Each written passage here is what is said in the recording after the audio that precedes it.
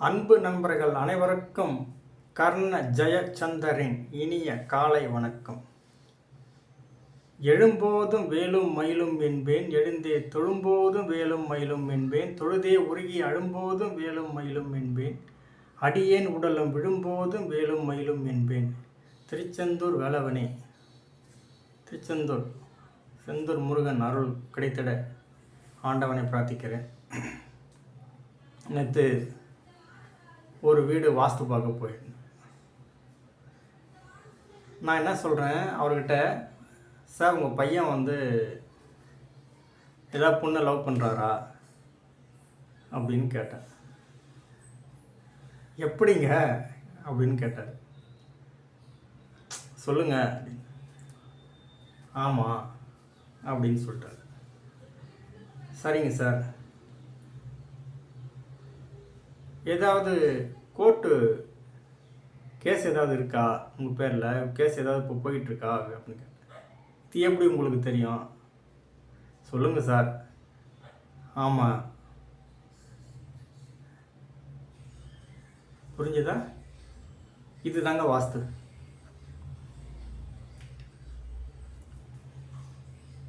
இன்னொரு விஷயம் ஒன்று கேட்டேன்.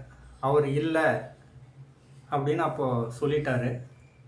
அதுக்கப்புறம் கால் பண்ணி ஒத்துக்கிட்டார், சொல்லிட்டார். ஆமாங்க, நீங்கள் சொன்னது கரெக்டு அப்படின்னு. இதுலேருந்து தெரிஞ்சிக்க வேண்டியது என்னன்னா, பிரபஞ்சம் கரெக்டாக நீங்கள் அமைக்கணும். நிலம், நீர், நெருப்பு, காற்று, ஆகாயம், பஞ்சபூதத்தை சரிவர அமைச்சு வீடு கட்டினா குடும்பம் சிறப்பாக இருக்கும். அந்த வீட்டில் பணம் கொட்டுன்னு கொட்டுது. ஆனால் கணவன் மனைவி வாழ்க்கை சரியில்லை. இதான். அப்புறம் எதுக்கு பணம்? கணவன் மனைவி ஒன்றா வாழலை, அப்புறம் எதுக்கு பணம்? அது அப்போது எது முக்கியம் அந்த இடத்துல? அந்த வீட்டில் பார்த்தீங்கன்னா நிம்மதி இல்லை. நிம்மதி வேணும். நிம்மதினா என்ன? கணவன் மனைவி இருக்கணும், குழந்தைங்க இருக்கணும், அப்பா அம்மா இருக்கணும், இவங்கெல்லாம் ஒன்றா ஒத்துமையாக இருக்காங்க அப்படின்னா இது தாங்க நிம்மதி. நான் ஏற்கனவே ஒரு வீடியோ ஒன்று போட்டிருக்கேன், எது பாசம் அப்படின்னு சொல்லிட்டு. அந்த வீடியோவை பாருங்கள். அப்போ நிம்மதினா, நிம்மதியான நிறைவான வாழ்க்கை எப்போ வரும்னா, நீங்கள் வாஸ்துப்படி வீடு கட்டி வாழறப்போ வரும். நீங்கள் நல்லது பண்ணிங்கன்னா நல்ல வீடு, என்ன மாதிரி ஒரு நல்ல ஒரு வாஸ்துக்காரன் உங்களுக்கு நல்ல ஒரு அமைவான். அவன் பிரகாரம் நீங்கள் வீடு கட்டி வாழ்வீங்க. இதுதான் கவனித்து கொஞ்சம் நீங்கள் கூர்ந்து கவனிக்க வேண்டிய விஷயம். எனக்கு பழைய வீடுங்க, நான் ஏதாவது ஆல்ட்ரேஷன் பண்ணலாம்னு நினைக்கிறேன் அப்படின்னா வாஸ்து ஒரு தடவை கூப்பிட்டு கன்ஃபார்ம் பண்ணிவிட்டு பண்ணுங்க. ஒரு இடம் வாங்க போகிறேன், ஃபஸ்ட்டு நீங்கள் போய் பாருங்கள். உங்களுக்கு பிடிச்ச இடத்துல 4-5 மனை தேர்வு செய்து வச்சுக்கோங்க. அதுக்கப்புறம் வாஸ்துக்காரனை கூப்பிட்டு இதில் எந்த இடம் வாங்கலாம் அப்படின்றத கன்ஃபார்ம் பண்ணிவிட்டு அதுக்கப்புறம் அந்த இடத்த வாங்குங்க.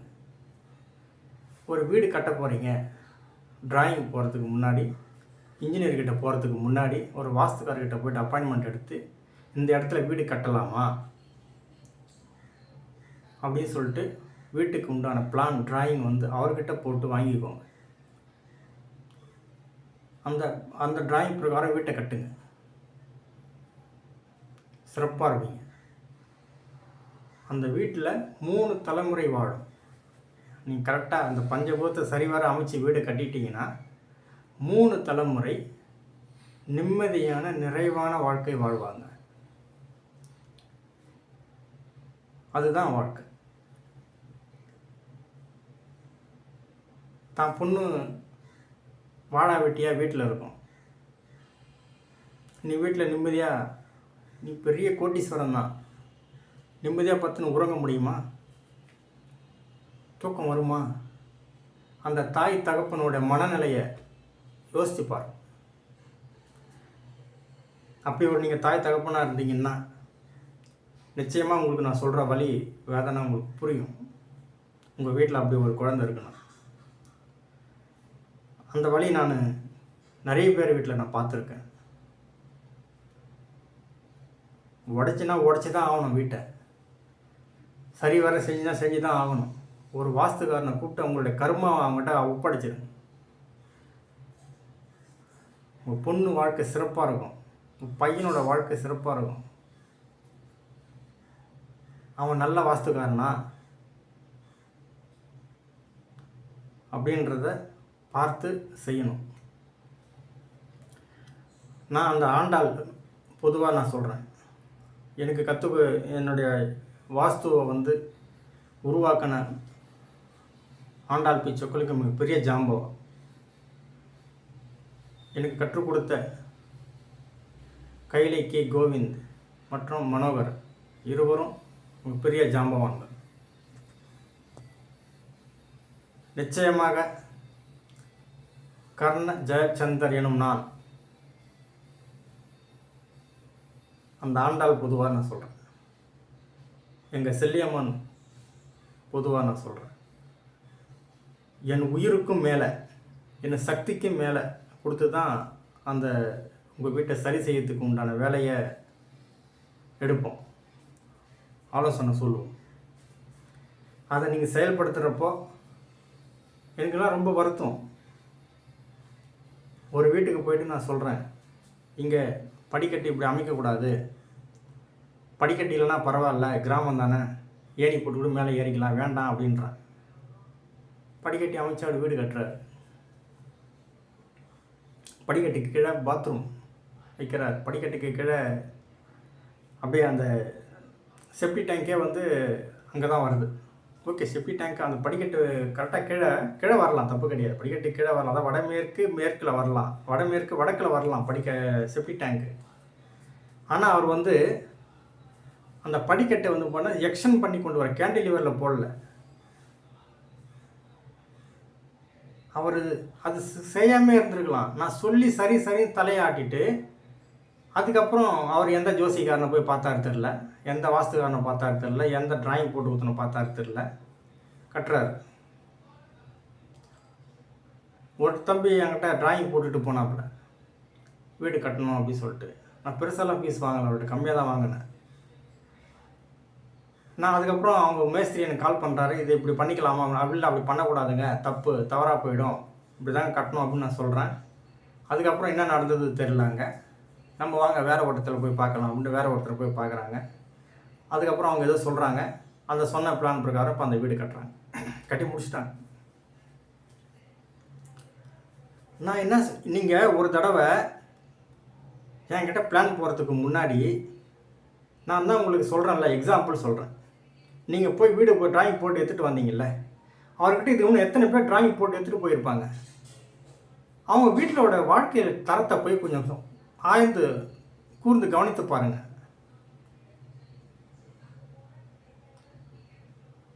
நீங்கள் சொல்கிற அந்த நான் ஒரு எக்ஸாம்பிள் நான் சொல்கிறேன், இந்த இடம் இந்த மாதிரி இருந்தால் அந்த தவறை ஏற்படுத்தும் அப்படின்னு சொல்கிறேன். இந்த மாதிரி தவறு உள்ள வீடுகள் உங்கள் ஊர்லேயே போய், உங்கள் தெருவுகள்லேயே போய் பாருங்கள்.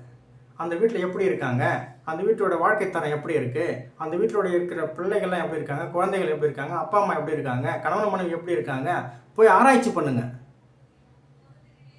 நான் ஓப்பன் சேலஞ்ச் தாங்க பண்ணுறேன். இந்த தவறு செய்தால் அந்த வீட்டில் இப்படி இருக்குன்னு சொல்கிறோம்ல, ஆராய்ச்சி பண்ணுங்கள்.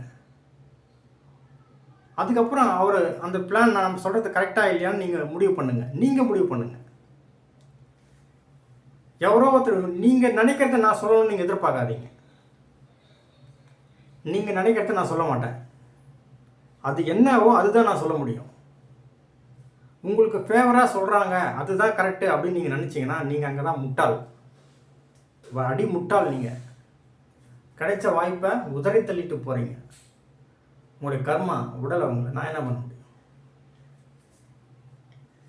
நான் சொல்கிறேன், ஒரு வீட்டை பார்த்துட்டு சொல்கிறேன், சார் நீங்கள் குலதெய்வம் கோயிலுக்கு போயிட்டு பல வருஷங்கள் ஆகுது அப்படின்னு நான் சொல்கிறேன். எதை வச்சு நான் சொன்னேன்?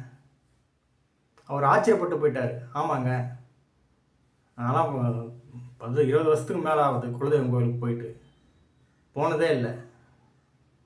அப்புறம் நான் எப்படி சொன்னேன் அதை கண்டுபிடிச்சேன்? அப்புறம் எப்படி அந்த வீட்டில் இருக்கிறவங்க எப்படி இருப்பாங்க? அதுக்கு உண்டான அந்த அந்த குழந்தை எப்படி இருக்கும்? அந்த பகுதியில் அந்த உண்டான ஒரு தவறு நான் செஞ்சுருக்காங்க அந்த வீட்டில். நான் அதை பார்த்துட்டு தான் நான் சொல்கிறேன். அதுக்கு அந்த அந்த பகுதிக்கு உண்டான குழந்தை இருக்குல்ல, அந்த குழந்தை வாழ்க்கை எப்படி இருக்கும்? அந்த அந்த தலைவர் அந்த குடும்பத்தோட அந்த குழந்தையோட வாழ்க்கை தரம் எப்படி இருக்கும்? பணம் இருக்குது வீட்டில், பணம் போதுமா?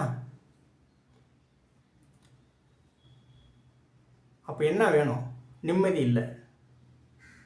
அப்போ எப்படி வாழணும் அப்படின்றது ஒரு அடிப்படை.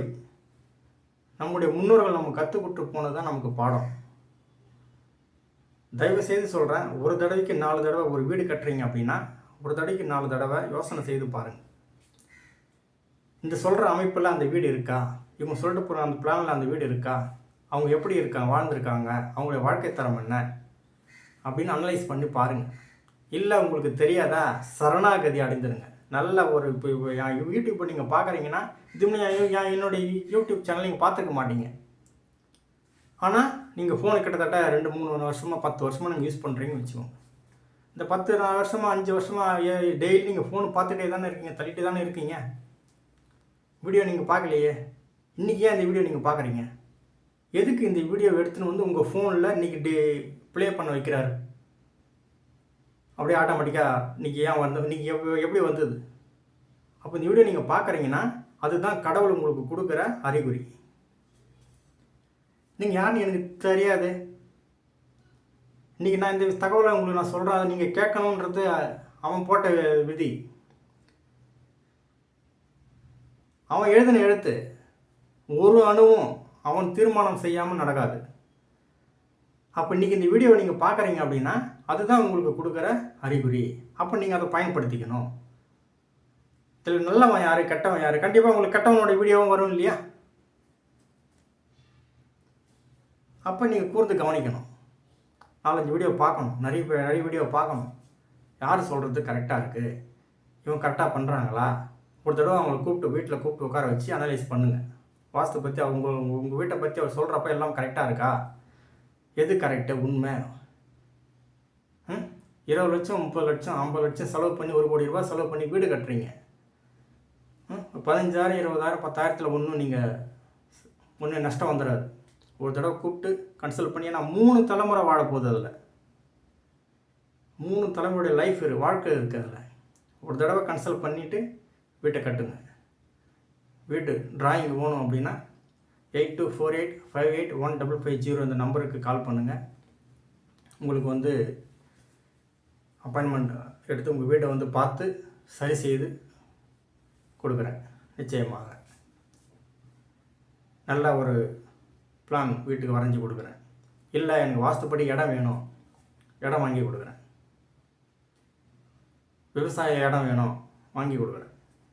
தேவைப்பட்டால் சொல்லுங்கள்.